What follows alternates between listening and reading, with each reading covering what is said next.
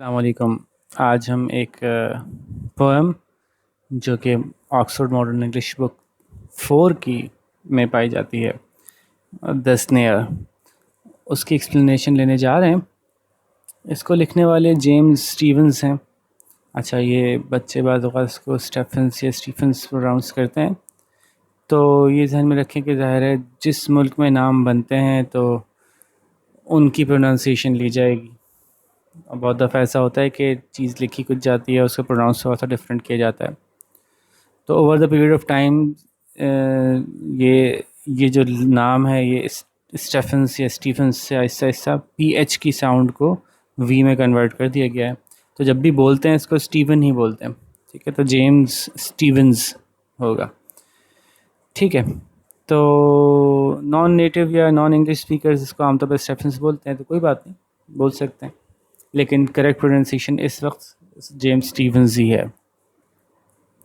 یہ صاحب جو تھے نا، ان کے بارے میں کچھ جاننا بڑا ضروری ہے۔ جیسے میں اکثر اپنی پومز میں کہتا ہوں جب ایکسپلین کر رہا ہوتا ہوں کہ جب آپ آتھر کے بارے میں جان لیتے ہیں تو آپ کے لیے پوم کی جو میننگ ہے وہ پھر ایک نئی شکل اختیار کرتی ہے، ٹھیک ہے؟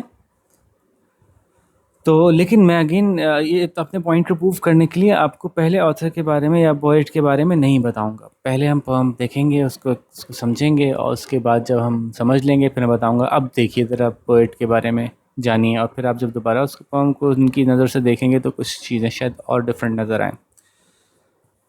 دوسرا، جیسے میں ہمیشہ آپ سے کہتا ہوں کہ کوئی بھی چیپٹر یا پوم جو میں ایکسپلین کر رہا ہوتا ہوں اس کا اصل مقصد ورڈ ٹو ورڈ میننگ بتانا نہیں ہوتا، اس کا مقصد پوم سمجھانا ہوتا ہے۔ تو سمجھنے کے لیے آپ کے لیے میں ایک ریکوائرمنٹ یہ رکھتا ہوں کہ آپ ورڈز جو ڈیفیکلٹ آپ کو لگتے ہوں اس کے میننگ پہلے سے نکال کے رکھیں، تاکہ ہمارا کم وقت خرچ ہو ورڈ کی میننگ میں اور زیادہ وقت خرچ ہو انڈرسٹینڈنگ میں کہ اس کی گہرائی ہے کیا، اس میں سمجھانا کیا چاہ رہے ہیں، ٹھیک ہے؟ تو ورڈ ٹو ورڈ میننگ تو کوئی بھی کر سکتا ہے نا، آپ ڈکشنری سے ڈائریکٹ نکال لیں، آپ کو میری ضرورت تھوڑی ہے، کسی ٹیچر کی ضرورت تھوڑی ہے ورڈ ٹو ورڈ میننگ کے لیے، تو ایک ڈکشنری ہی کافی ہے۔ ٹیچر کی ضرورت تو آپ کو پڑتی ہے جب آپ اس کی ان ڈیپتھ میننگ نکالنے جا رہے ہوتے ہیں، خاص طور پہ پوئمس کی۔ تو کافی ہو گیا اب شروع کرتے ہیں۔ یہ تقریباً آج سے سمجھ لیں کہ یہ تو کوئی 100 سال پرانی تو ہوگی بات، اراؤنڈ کم و بیش۔ اچھا، اسنیئر کسے کہتے ہیں؟ اسنیئر ایک ٹریپ ہوتا ہے جنگل میں یا کسی ایسی جگہ جہاں جنگلی جانور گزرتے ہیں، وہاں لگایا جاتا ہے تاکہ جانور کو پکڑا جا سکے۔ عام طور پہ چھوٹے جانوروں کے لیے ہوتا ہے، دیکھیں کچھ اس طرح کا ہوتا ہے، یہ کچھ ٹریپ لگا ہوا ہے، دیکھیں یہ فاکس پھنسی ہوئی ہے اس ٹریپ میں، یہ دیکھیں یہ ٹریپ پڑا ہوا ہے۔ ایک اس کی نوس ہوتی ہے، یعنی کہ جو گول سا دائرہ ہے نا، یہ نوس ہوتی ہے، ٹھیک ہے؟ اس کو نوس کہتے ہیں۔ تو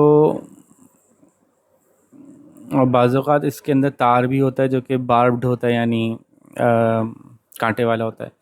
اس نوس یا اس گول سے چکر کے اندر کبھی کسی جانور کا منہ آتا ہے یا کسی کا پاؤں آتا ہے تو یہ خود بخود ٹھک کر کے جو ہے وہ بند ہو جاتی ہے اور ٹائٹ ہو جاتی ہے، اور جتنا اس کو کھینچتا ہے وہ جانور اتنا وہ ٹائٹ ہوتی جاتی ہے، اور بعض اوقات جانور مر بھی جاتے ہیں اگر ان کی گردن پھنسی ہو تو، ٹھیک ہے؟ تو یہ اسنیئر ہے جی۔ تو شروع کرتے ہیں۔ I hear a sudden cry of pain. There's a rabbit in a snare. Now I hear the cry again, but I cannot tell from where. مجھے اچانک ایک چیخ کی آواز آئی، درد بھری چیخ،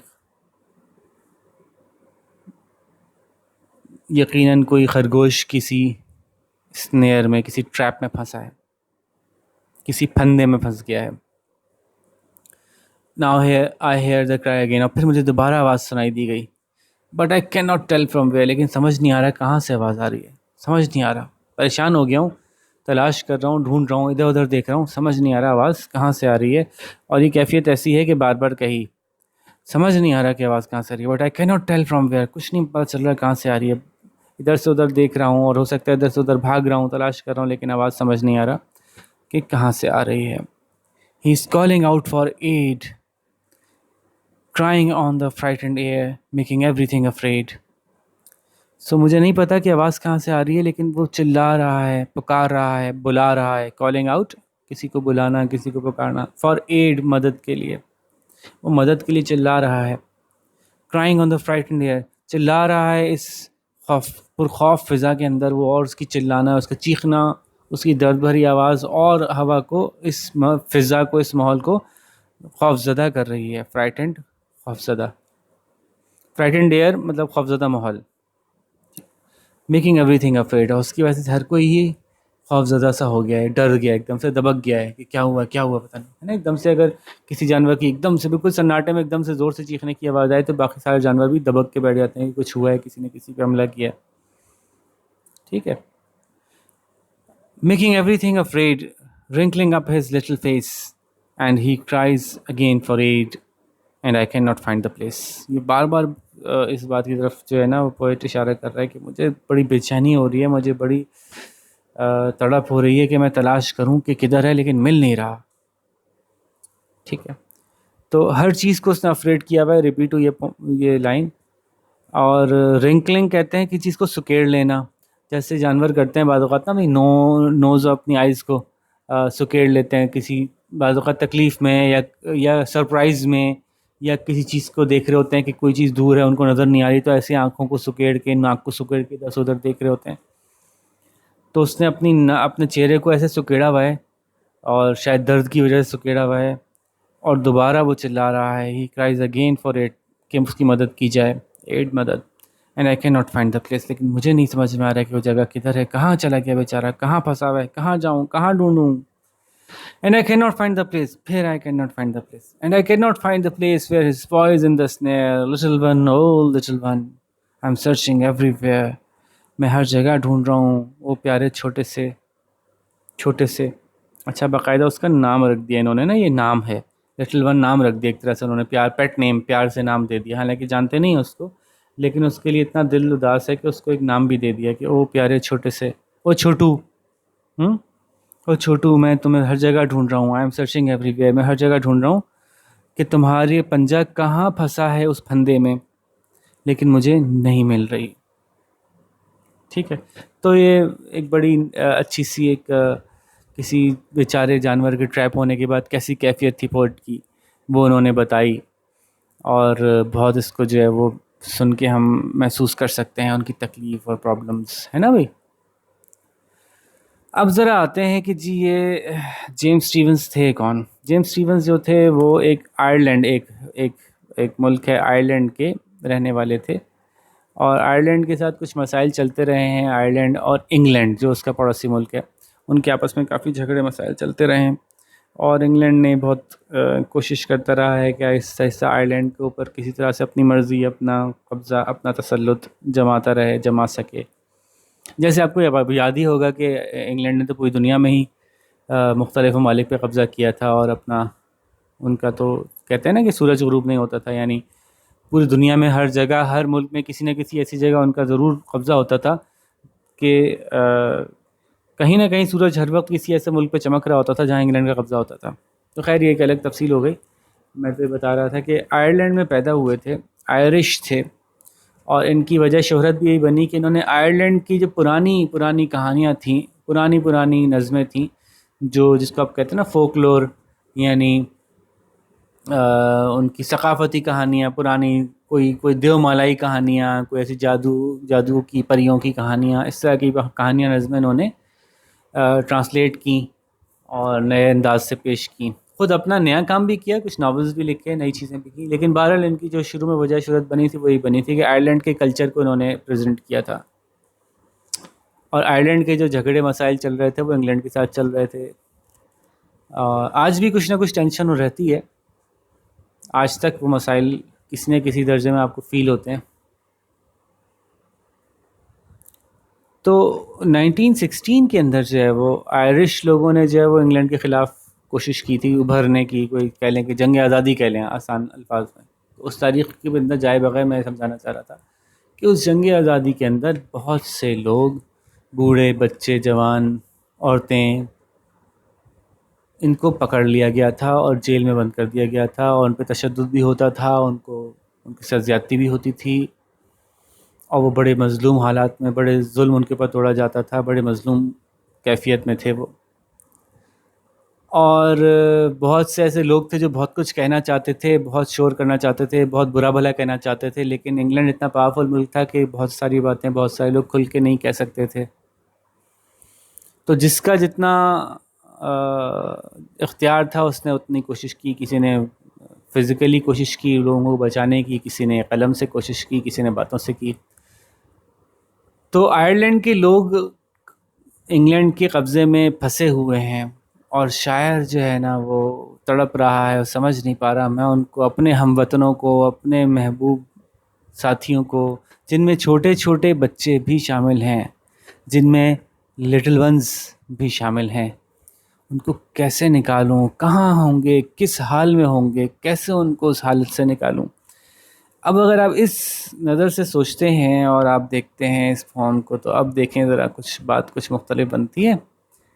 ایک طرف تو انہوں نے قدرتی منظر کھینچا ہے اور ایک بیچارے ریبٹ کی تشبیہ دی ہے, لیکن دوسری طرف جو ہے وہ آپ کہہ سکتے ہیں کہ ہو سکتا ہے کہ یہ جو کہنا چاہ رہے ہوں, انہوں نے کہیں واضح کہا نہیں کہ میں اصل میں تو اپنے آئرلینڈ کے لوگوں کے بارے میں بات کہہ رہا ہوں, لیکن آپ کہہ سکتے ہیں جب ان کی ہسٹری پڑھتے ہیں نا تو آپ کہہ سکتے ہیں کہ ہو سکتا ہے کہ واقعی یہ جیمز اسٹیونز نے جو ہے وہ اپنے آئرلینڈ کے بچوں کے بارے میں پوئم لکھی ہو, کہ مجھے ان کا درد محسوس ہوتا ہے, مجھے ان کی چیخیں سنائی دیتی ہیں, اپنے کانوں میں ان کی چیخوں کی گونج سنائی دیتی ہے. حالانکہ میں نے سنی نہیں, لیکن میں امیجن کر سکتا ہوں کہ بیچارے کس تکلیف میں ہوں گے, کہ میرے چھوٹے چھوٹے بچے کہیں, میرے وطن کے چھوٹے چھوٹے بچے کہیں کسی پھندے میں پھنس گئے ہیں, اور مجھے پھر کہیں نہ کہیں اس کی آواز سنائی دیتی ہے, اور کوئی نہ کوئی اخبار میں کوئی خبر آتی ہے, کہیں نہ کہیں کسی میڈیا میں کوئی رپورٹ آتی ہے کہ جی فلانوں پہ بڑا ظلم ہوا, تو پھر دوبارہ مجھے محسوس ہوتا ہے کہ ارے یار وہ بچے کہاں ہوں گے. تو جب کوئی خبر آتی ہے تو نئے سرے سے تازہ ہو جاتا ہے, جیسے کہ اس کی چیخ دوبارہ سنائی دی, لیکن مجھے نہیں پتہ چل رہا کہ وہ کہاں ہوں گے, کس حال میں ہوں گے, میں کیسے ان کی مدد کروں, میں نہیں سمجھ پا رہا. آئی can not tell from where. وہ پکار رہا ہوگا, مجھے یقین ہے کہ مجھے پکار رہا ہوگا مدد کے لیے, اور پوری فضا اس کی اس چیخ سے خوفزدہ ہو گئی ہے. جس طرح کے ظلم انگلینڈ نے توڑے ہیں اپنے آس پاس کے ملکوں پہ, یا جہاں جہاں ان کا قبضہ تھا وہاں پہ, اس سے وہ تمام علاقے جو ہیں وہ خوفزدہ ہیں کہ پتہ نہیں کس کی باری آنے والی ہے, اب پتہ نہیں کس کے ساتھ کیا ہونے والا ہے. ہر کوئی ہی خوفزدہ ہے. Every thing afraid, making everything afraid, wrinkling up his face, and he cries again for aid, and I cannot find the place. اب یہاں اس کو شخصیت دے دی نا باقاعدہ, ایک جیسے کہ کوئی انسان یا کوئی جانور باقاعدہ حقیقت میں موجود ہو, اس کی شخصیت کو بھی انہوں نے ریپرزینٹ کیا کہ بیچارہ کتنا معصوم سا ہوگا نا, اپنا منہ بسور کے, اور بیٹھا ہوگا کسی جیل میں اکیلا تنہائی میں, اور سوچتا ہوگا کیا میری کوئی مدد نہیں کرے گا, لیکن میں نہیں بتا پاتا کہ وہ کہاں ہوگا اور میں کیسے اس کی مدد کروں. And I can not find the place. میں نہیں ڈھونڈ پا رہا, بہت پریشان ہوں, میں ادھر ادھر جا رہا ہوں, میں ادھر سے اس سے بات کرتا ہوں, میں اس سے بات کرتا ہوں, میں اس شاعر کو پکڑتا ہوں, میں اس پولیٹیشین کو پکڑتا ہوں, میں کہتا ہوں کسی طرح سے ہمارے ہم وطنوں کو چھڑوا لیا جائے, لیکن میں نہیں ڈھونڈ پا رہا کہ میں کیسے چھڑواؤں, میں کہاں سے چھڑواؤں, میں کس کے پاس جاؤں. اس بیچارے کا پنجہ پھنسا ہوا ہوگا اس پھندے میں, اس جیل میں بیچارہ اکیلا بیٹھا ہوگا, میرا چھوٹو, میرے ملک کا چھوٹو سا بچہ, میں سب جگہ ڈھونڈ رہا ہوں, میں تمہاری مدد کرنا چاہتا ہوں, کاش میں تمہاری مدد کر سکتا ہوتا, لیکن میں نہیں کر پا رہا. ٹھیک ہے جی, تو یہ اس کی بیک گراؤنڈ میننگ ہو سکتی ہے یا لی جا سکتی ہے. اور چونکہ 100 سال ہو گئے اراؤنڈ اس پوئم کو لکھے ہوئے, تو بہت سے لوگوں نے اس کا یہ مطلب نکالا ہے. ایک تو ہوتا ہے نا لٹرل میننگ, کسی چیز کا وہ معنی جو کہ اس کو پڑھ کے صاف صاف سمجھ میں آتا ہے, اور پھر اس کا اگر آپ ان ڈیپتھ اس کا جائزہ لیتے ہیں اور پوئٹ کا بیک گراؤنڈ سمجھتے ہیں, تو پھر آپ کو اندازہ ہوتا ہے کہ اس میں مزید بھی کچھ بات کہی جا رہی ہے. ٹھیک ہے, تو میں نے آپ کو دونوں سمجھا دیے. پہلے میں نے آپ کو لٹرل میننگ کے ساتھ سمجھا دی, اس کے بعد میں نے ان ڈیپتھ اس کا انالیسس کر کے دے دیا آپ کو. جلدی سے اس کی ایکسرسائز دیکھ لیتے ہیں. جیسے کہ اگین, اچھا انہوں نے جو یہاں پہ بتایا ہوا ہے وہی بتایا ہوا ہے کہ ایک آئرش ناولسٹ تھے, پوئٹ تھے. ٹھیک ہے, انہوں نے آئرلینڈ میں جو بھی کیا اس کے بارے میں ڈسکشن ہوئی ہے, اور یہ کہہ رہے ہیں کہ یہ کسی ایسے ریبٹ کے بارے میں ہے جس کا کہ پنجہ پھنسا ہوا ہے کسی ٹریپ میں یا کسی پھندے میں. اچھا جی, what does the person here. بہت ہی آسان سوال ہے, مطلب یہ بک 4 کا سوال تو نہیں ہے نا, یہ تو بک 1 کا سوال لگ رہا ہے. بس بندے نے کیا آواز سنی, بندے نے کیا سنا, تو یہ تو پوم میں ویسے ہی دیا ہوا ہے نا, یہ تو آپ کو نظر ہی آ رہا ہے. The poet heard a sudden cry of pain. بتا اس لیے رہا ہوں کہ یہ تو بہت ہی آسان سوال ہے, تو بتا ہی دیتا ہوں, مشکل والا نہیں بتاؤں گا. ٹھیک ہے. اچھا, what kind of cry does a rabbit make. Use 3 words to describe the cry. کس طرح کی آواز جو ہے وہ خرگوش نکال رہا ہے, اور اس آواز کو کے بارے میں آپ کو کم از کم 3 الفاظ میں ایکسپلین کریں کہ وہ آواز کس طرح کی ہے. تو آپ دیکھیں کہ پوم میں جو ہے وہ کیا الفاظ استعمال ہوئے ہوئے ہیں. آپ دیکھ سکتے ہیں کہ کرائی آف پین سڈن ہے، سڈن اچانک ہے، ٹھیک ہے.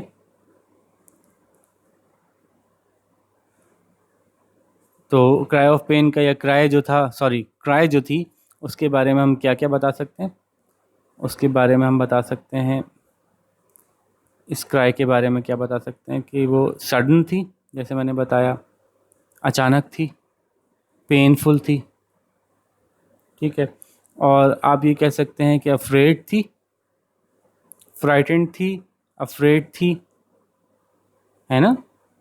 تو اس پوم میں کیا کیا بتایا گیا کہ وہ چیخ سنائی دی گئی، اس چیخ کے بارے میں کیا ایکسپلینیشن آ رہی ہے. تو it was painful, it was sudden and it was frightened, ٹھیک ہے. اچھا جی، اور دیکھ لیتے ہیں. What does wrinkling means, what does it suggest. میں نے آپ کو بتایا تھا کہ رنکلنگ کا کیا مطلب ہوتا ہے، اور جانور کب اپنی نوز کو یا اپنے فیس کو رنکل کرتے ہیں، ہے نا. تو اس کو کوشش کر کے آپ اپنے الفاظ میں لکھ سکتے ہیں. رنکلنگ اپ، wrinkling your face up means that you make your face in a way where the stretched lines appear on your face, above your brows, under your eyes, and you do it sometimes in when you're feeling pain, or when you do this when you're surprised or searching for something, or when you concentrate on something. So wrinkling means the lines that appear. اچھا، بالکل آسان سا بھی لکھنا چاہیں تو یہ جواب بھی بن جائے گا، صحیح بات ہے کہ wrinkling means the lines that appear on the face when you contract your eyes and nose، ٹھیک ہے. اور when you contract your face، اور آسان ہو گیا. چلیں، wrinkling means the lines that appear on your face when you contract your face. which part of the rabbit is trapped؟ بہت آسان ہے بھائی، یہ تو نہیں بتا رہا، اتنا آسان والا بھی بتا دوں. which lines tell us that the rabbit is hurt as well as scared؟ ایک شکل دکھا دیتا ہوں پوم کی، لائنز آپ خود دیکھیے گا. ہرٹ بھی ہے اور اسکیئرڈ بھی ہے. تو ایک تو یہاں دیکھیں کچھ اسکیئرڈ کا پتہ چل رہا ہے، اور یہ دیکھیں یہ ہرٹ کا پتہ چل رہا ہے. پنجہ جب بس کسی کا پھندے میں پھنسے گا تو تکلیف میں ہوگا اور زخمی بھی ہوگا، ٹھیک ہے. تو these questions are more difficult. Discuss them first. Is the listener upset? Yes, of course, the listener is upset. That is why he is looking here and there. Which words or phrases of the poem tell us this? کیسے پتہ چلتا ہے کہ وہ upset ہے، وہ پریشان ہے؟ تو we can tell that the poet is very upset because he's searching here and there, but he cannot find the source of the sound where the rabbit is trapped. So this I cannot tell from where, I cannot tell from where, I cannot tell from there. I'm searching here and there but I cannot tell from where. ٹھیک ہے، کتنی دفعہ آئی تو so the line that appears again and again, that I cannot find the place, tells us that the poet is very upset and is trying to find where the rabbit is trapped. Which lines in the poem are repeated? What effect does it have? Again یہ کچھ ملتے جلتے سوال ہیں. The lines that are repeated are, some of the lines that are repeated are but I cannot tell from where. یہ دیکھیں یہ line repeat ہو رہی ہے. پین کی انک چینج کر لیتے ہیں، ایک جیسے بہت سارا ہو گیا، بلو کر لیتے ہیں. But I can not tell from where, making every thing afraid, but I can not find the place. So we see that the last lines are repeated in the stanza. The last line of the stanza is repeated as the first line of the second stanza, and this creates a feeling of connectedness between the two stanzas. And the repetition of the line explains that these feelings that the poet is feeling are more emphasized. He's trying to express them more. تو اگر words میں اس کو آپ explain کریں بات کو، تو سوال تھا کہ what effect this have? This has an effect of connectedness between the stanzas, and this has an effect which tells us that the poet is more upset and very enthusiastic to find where the sounds are coming from. ठीक है. Can you write the rhyming scheme of this poem? दो ये तो मैंने वैसे poem पढ़ते कि बीच में भी circle कर ही दिए थे. Rhyming scheme क्या होती है कि जी same sounds words, pain, again, snare, where, है ना. तो ये इस तरह से लिख देंगे बस, where, air, aid, afraid, afraid, aid, face, place. तो ये इस तरह से लिख देंगे तो आपका जवाब पूरा मान लिया जाएगा. ठीक है जी. ये वाले सवाल तो वैसे ही बहुत आसान होते हैं, थोड़ा सा देख लेते हैं. Answer the questions about these lines. Now I hear the cry again, but I cannot tell from where. Who is crying low? अभी बिल्कुल ही बच्चों वाले सवाल होते हैं, लेकिन फिर भी बाज़ बच्चे कहते हैं नहीं पूरा ही सॉल्व कर दें. नहीं, मैं पूरा सॉल्व करने के लिए नहीं बैठा, मैं आपको अंडरस्टैंड करवाने बैठा हूँ. तो अगर आपको सही से समझ में आ जाएगी ना, तो फिर आप सारे सवालों के जवाब खुद दे सकते हैं. वरना फिर आप वही रट्टे वाले अंदाज में कि बस मुझे कहीं सारे जवाब कहीं से मिल जाए, मैं कॉपी पेस्ट कर लूँ और याद कर लूँ और एग्ज़ाम में दे दूँ. तो असल में हम इसलिए तो नहीं आपको एक्सप्लेन कर रहे हैं, हम इसलिए एक्सप्लेन कर रहे हैं कि आप अंडरस्टैंड करें और आप सवालों के जवाब खुद से देने के काबिल हो जाएं. ठीक है. तो उसके बावजूद भी अगर किसी को कोई मसला हो, कोई ऐसा सवाल हो जो बिल्कुल वाकई समझ ना आ रहा हो कि क्या कहना चाह रहे हैं, तो आप मुझसे पूछ सकते हैं, कमेंट्स में पूछ सकते हैं, डायरेक्टली पूछ सकते हैं. तो मैं आपको इसका जवाब फिर अलग से समझा दूँगा. ठीक है जी. तो यहाँ पे अपनी डिस्कशन ख़त्म करते हैं. इंशाल्लाह नेक्स्ट चैप्टर के साथ आपके साथ मिलेंगे. ओके, अस्सलाम वालेकुम.